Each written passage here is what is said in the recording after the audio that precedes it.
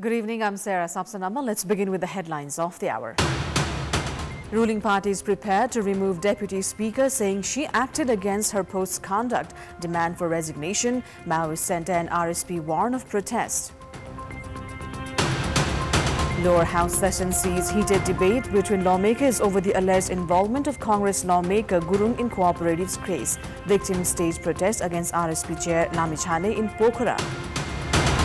A large number of Rohingyas from Myanmar's Rakhine state illegally entering Bangladesh. About 14,000 leave Myanmar in the last 7 to 8 days. And Deepa Shahi scores a hat-trick as Tribhuvan Army defeats Sudur Pashchim province by the widest margin at the ENFA Women's League of 14-1.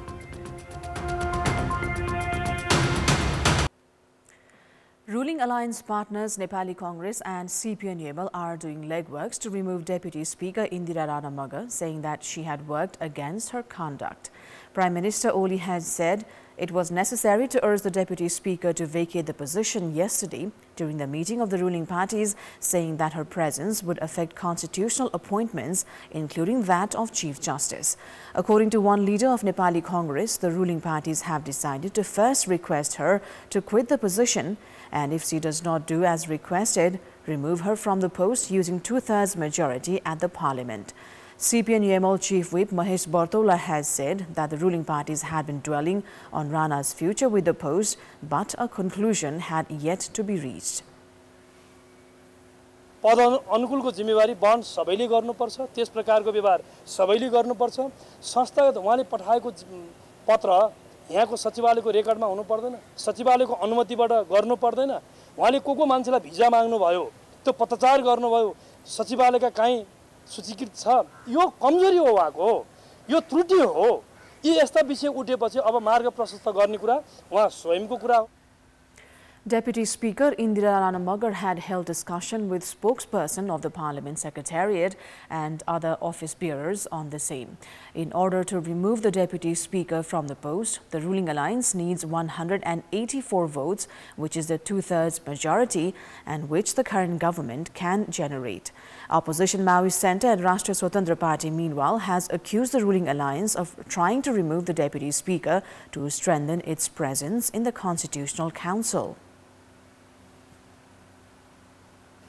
साँच्चै उहाँहरूले यो दर्ता गराउनु भयो भने इन्स्टिट्युसनली attack गर्ने जे एमालेको छवि बनाउनु भएको छ कमरेड केपी ओलीले, त्यसलाई थप पुष्टि गर्नुहुन्छ र यो दर्ता भएर प्रक्रियामा अगाडि गयो भने सत्ता पक्षले या सरकारको नेतृत्व गरिराखेका दुई ठूला पार्टीहरूले यसको मूल्य चाहिँ अलि महँगो नै चुकाउनु पर्छ भन्ने हाम्रो बुझाइ। हामीलाई सहयोग गरेन भन्ने कारणले उपसभामुखलाई हटाउने कुरा यो गलत कुरा हो, निन्दनीय कुरा हो र अरू गलत कार्यमा संलग्न भएका मान्छेहरूलाई छोड्नु हुँदैन।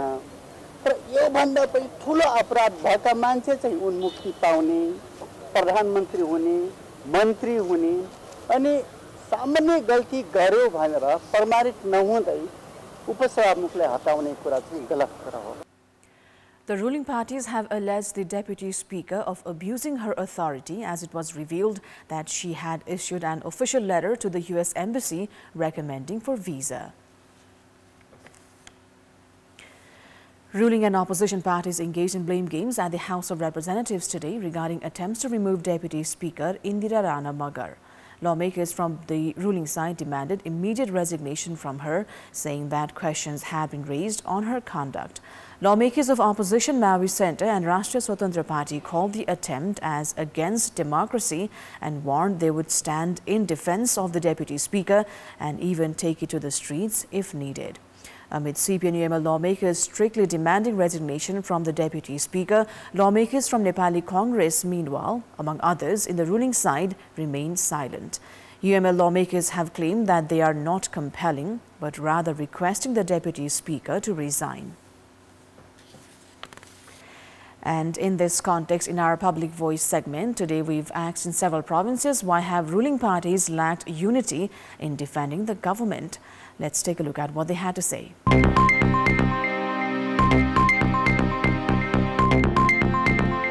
एक नम्बरमा राजनीतिक इमानदारीताको अभाव, 2 नम्बरमा आत्मविश्वासको कमी र तेस्रो नम्बरमा एकअर्का बीचको विश्वासको कमीले गर्दा नै यो स्थिति आएको हो। सैद्धान्तिक र वैचारिक कुरामा पनि मेल नखाएकोले राजनीतिक खिचातानी गरेर यो देशलाई अझ विकराल अवस्थामा पुर्याउने नै हुन सक्छ। दलहरू बीच आपसी समझदारी नभएको कारण देशको माया ममता चाहिँ कसलाई चाहिँ कसरी हुने भन्ने चाहिँ भएन, आफ्नो चाहिँ सत्ता मात्रै चाहिँ जोगाउने र आफ्नो सत्ता मात्रै गर्ने भएको हुनाले यतिखेरको अब चलखेलले मान्छेको सत्ता मात्रै कुर्चिया मात्रै पुग्ने हाबी गर्छन्। कसरी हुन्छ, कहाँबाट हुन्छ, आफ्नो मान्छे आफ्नो ठाउँमा घुसाउँछ, यही नै होला। नेताहरूले आफ्नै कुर्सीलाई मात्र हेर्छन्, अरू जनताहरूलाई हेर्दैनन्। नेतृत्व जसले गरेको छ त्यसमा चाहिँ अब गर्ने मान्छेले चाहिँ अब त्यो आफ्नो त्यो चेन अफ कमान्ड गर्न सकेका छैन। राम्रोलाई राम्रो नराम्रोलाई नराम्रो भन्नुपर्छ भन्ने प्रकारको संस्कृतिको विकास भइराखेको पनि जस्तो लाग्छ। गलत कामलाई चाहिँ पनि अब पक्ष पोषण गर्ने कुराहरू त सबैलाई मान्ने हुँदैन पनि, त्यो भएको कारणले पनि कहिले कोसित केही बेरको लागि टाँसिने, कहिले अर्कोसँग टाँसिने, जसले गर्दाखेरि एकअर्काप्रतिको विश्वास गुम्दै गएको छ। जो मन्त्री छ आफ्ना वरिपरिकालाई मात्रै चाहिँ खुवाउने प्याउने राख्ने, ठुलो मान्छे बनाएर राख्ने, अनि उप्रतिको विश्वास जनतासँग पनि नहुने, कार्यकर्तासँग पनि नहुने, के का लागि गर्छ त प्रतिरक्षा?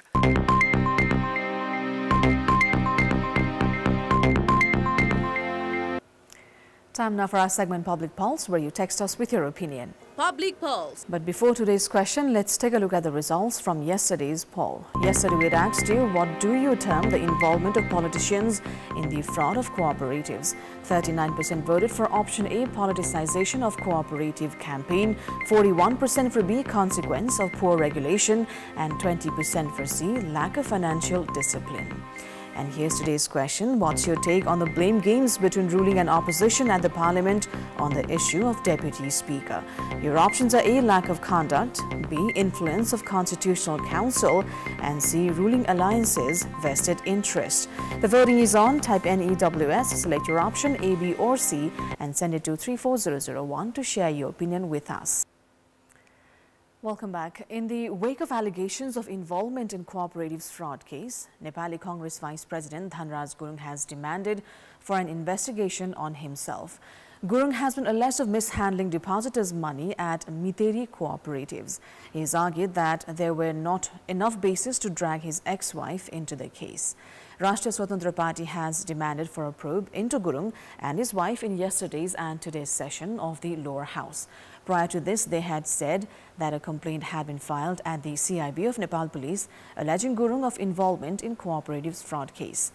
Meanwhile, Gurung has said that the allegations were being made to distract the fact that the Parliamentary Probe Committee was to finalize their report on the case, adding that he was ready to be probed upon and that he would cooperate to any level of the investigation.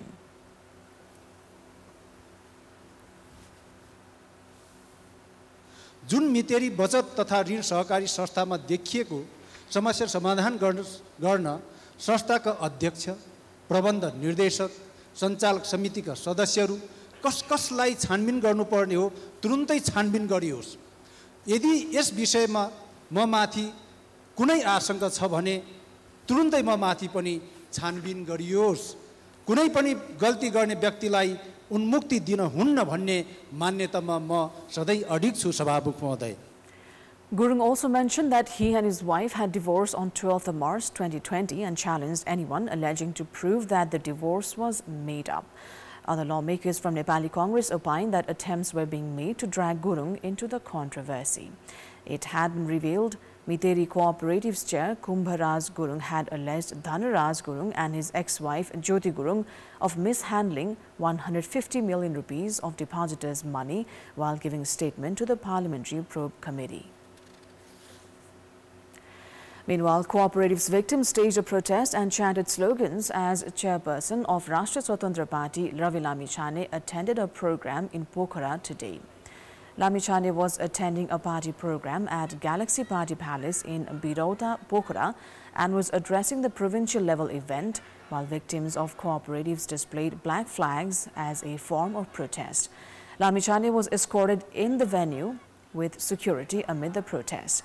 The victims had demanded for their money deposited in Surya Darshan cooperatives, which was allegedly transferred to Gorkha Media. कुरा र स्टनबाजीमै समय बित्यो 4 महिना कुनै पनि न्याय हामीले पाएनौँ, कुनै अनुभूति गर्न पाएनौँ। केही एउटा सरकारले चाहेको खण्डमा जीवी राईलाई पक्रेर नेपाल ल्याउने भन्ने कुरा एउटा राज्यको निम्ति त्यति ठुलो विषय हो जस्तो हामीलाई लाग्दैन। तर यो कुरो पनि भएन र अहिले पनि भइराखेको छैन। अहिले त उहाँ गृहमन्त्री हुनुहुन्न, तर उहाँ चाहिँ हाम्रै सूर्यदर्शन, सहकारी, समानता, सानो पाइला, सुप्रिम, सहारासँगै जोडिएको विषयसँग उहाँ जोडिनु भएको छ। उहाँलाई पनि संसदीय छानबिन समितिले बयान लियो, हामीसँग पनि लियो, कास्की प्रहरीले पनि बयान लियो हैन। त्यो भएको हुनाले उहाँलाई यो अनुभूति होस्, उहाँका सबै मान्छेलाई अनुभूति होस्, हामीले न्याय पाएका छैनौँ। Victims had filed a complaint at Kaski against Lami Chhane. Surya Darshan Cooperatives, among others, had invested in Galaxy Television, where Lami Chhane had served as managing director. 19 individuals, including Lami Chhane and GB Rai, have been made defendants in the case that alleges mishandling of 1,110 million rupees of cooperatives' money. Time now for international update.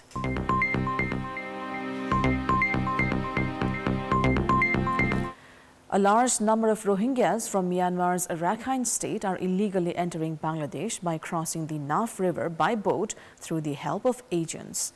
According to a report published in the Bengali newspaper, about 14,000 Rohingyas who entered illegally in the last 7 to 8 days are taking refuge in various camps in Ukhia sub-district of Bangladesh. In addition, it has been mentioned in the published report that 60 to 70,000 Rohingyas are waiting to enter Bangladesh in the border area. After the ongoing clashes between the armed rebel groups, the Arakan Army and the Myanmar security forces in Wangdao region for the past few days, the rebel Arakan Army has displaced more than 60,000 Rohingyas from 5 villages in the region. Currently, more than 300,000 Rohingyas are living in Myanmar's Rakhine state.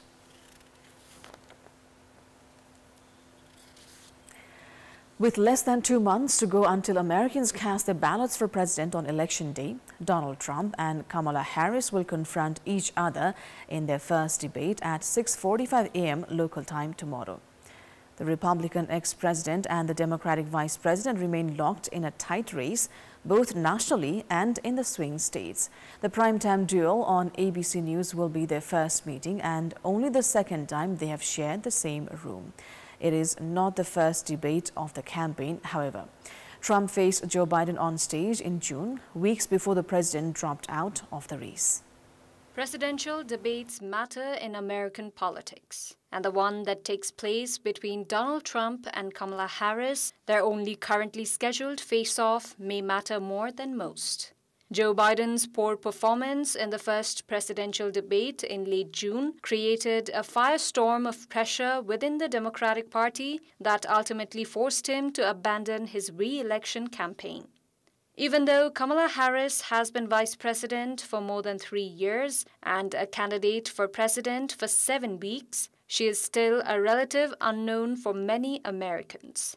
She will have to explain why she has renounced some of the more liberal policies she embraced during her unsuccessful bid for the 2020 Democratic presidential nomination. She recently has walked back her positions on a fracking ban, decriminalizing border crossing, and nationalizing health insurance, among others. She has explained these changes as ones made to reflect new circumstances, but they may be viewed by some voters as moves born of political expediency.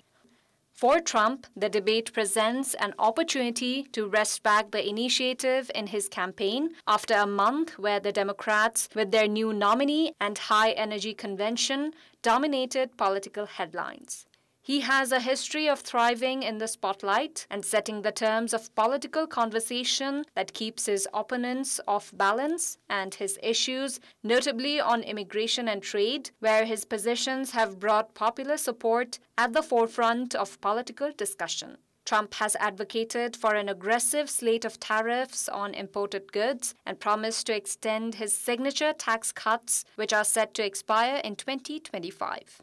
New analysis published last month showed that Trump's policy proposals would balloon the national debt much faster than Harris's would. Democrats have sought to make abortion a defining issue in the 2024 race, and Harris's emergence to the top of the ticket gives the topic new salience. November is the first presidential election since overturning Roe v. Wade. Trump has campaigned on the notion that abortion regulations should be left up to states to decide. Likewise, immigration has been a top concern for voters over the course of the 2024 campaign, and both candidates have tried to emphasize their tough-on immigration stances. According to the September 8 polls, Trump had defeated Harris by a single point. However, Alan Lichtman, who correctly predicted 9 of the past 10 presidential elections, says that the USA will get its first female president this time. My prediction, based on the keys to the White House system, which has been right for 40 years, is that we are going to have a precedent-breaking president, that Kamala Harris will become the first woman president of the United States. Although Election Day won't arrive until November, early voting is set to begin this month in some key battleground states, including in pivotal Pennsylvania.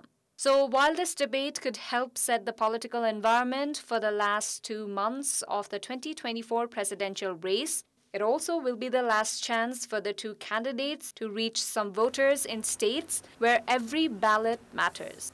Sports news. Deepa Shahi scored a hat-trick today as Tribhuvan Army defeated Sudur Paschim province by the widest margin at the ENFA Women's League. Army thrashed Sudur Paschim 14-1 in the match held in ENFA complex Satobatu. Neelam Singh of Army had scored an own goal. Forward Bimala Chaudhary had opened Army's account in the 7th minute. Hima Chaudhary doubled Army's lead in the 15th. Sudur Paschim's Santi Bika scored an own goal in the 20th minute as she attempted to clear a corner, making it 3-0 for Army. Deepa scored to make it 4-0 for Army in the 23rd minute. Another forward, Chandra Bhandari, scored in the 25th minute, taking the scoreline to 5-0. 6 minutes later, Deepa converted a free kick, making it 6-0. Substitute Sanju Kumar, who entered the field in the 39th minute, scored in the last minute of the first half and made it 7-0 for Army. Deepa completed her hat-trick in the stoppage time of the first half, taking it to 8-0 for Army. She also scored in the 54th and 62nd minute before Army coach rested her. Anita Lamjal scored twice and Savitri Devi Magar was also on the scorecard as Army thumped Sudur Paschim with 14 goals. Neelam Singh scored an own goal to open Sudur Paschim's account in the 68th minute.